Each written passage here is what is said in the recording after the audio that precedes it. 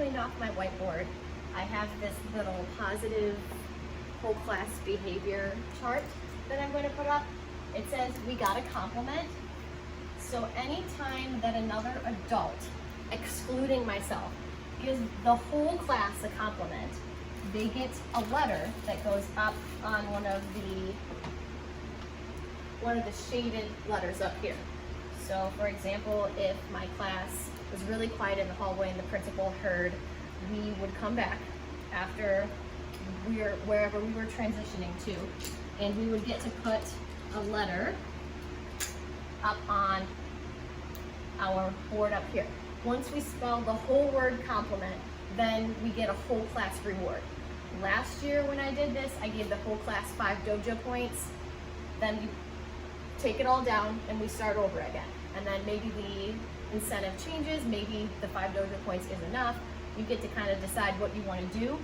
But I think this is a great way to reinforce quiet in the hallway or just being on our best behavior so other adults can acknowledge us for what we're doing right.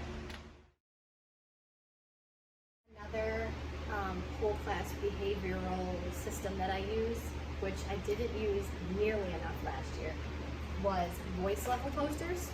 So I made mini ones just because I don't have a whole bunch of room here. But essentially, we talk about how you can have a level 0, 1, 2, or 3 voice. So a level 0 voice obviously means that your voice is off. A level 1 voice is when you're talking silently to a partner.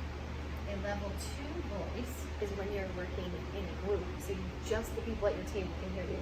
And then a level 3 voice is only used when you're presenting something or someone else is speaking. So these are all up on the board for them to see. And then I bought these little lights off of Amazon. They're just push lights. So if it was, let's say, just partner time, I would just hit the little light next to partners, and then the whole class would be able to look up here and realize we're using a level 1 voice. That means I should only be talking loud enough that my partner can hear me. People across the room, the teacher shouldn't be able to hear my whole conversation. So this is just something that I think early on, setting the expectation, and then you don't even have to say anything. You could just, towards the middle of the year, push a light, and they'll know, oh, we're talking in groups right now. I can talk a little bit louder. So I've moved on to my classroom library, which is normally my favorite part of the classroom, but it is so not right now because it's such a mess. But since I'm teaching first grade, I got these bins from the Target Dollar Spot for $3 each, I believe.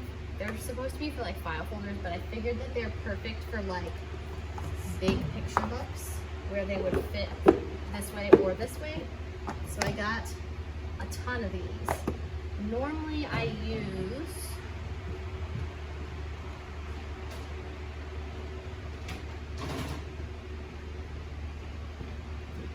clear bins like this for chapter books. I'm thinking that I still may have, for some of the higher level readers, I might put like Junie B. Jones and stuff on the bottom shelf of the library. I'm still trying to decide what kind of bins I want to use for my National Geographic, which that's a gross one. Because these bins like work perfectly for the size. I feel like putting them in these is going to be a little much, but maybe not, I don't know.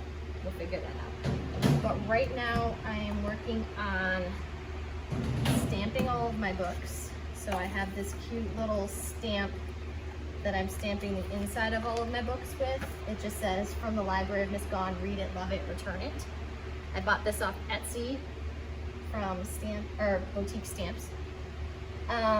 So all of my books that I had last year, I labeled my name with the label maker at the bottom, and I stamped the inside. So I'm probably gonna do that again so I can just see from the outside of the book if it's mine, because they're gonna have some books that are provided from the school as well that they can take home, but they're not gonna be able to take home my books.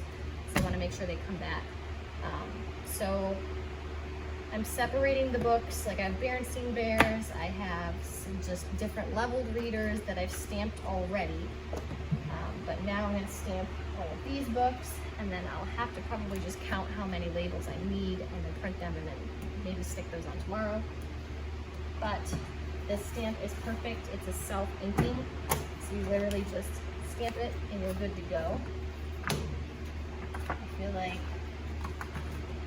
the stamp is probably going to run out of ink by the time I'm done with it because I just have used it so much.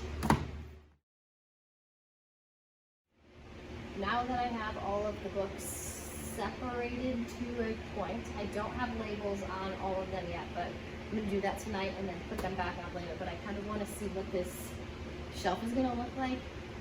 So I have all of my bins that I'm going to use, and we're going to see if we can get them all to fit.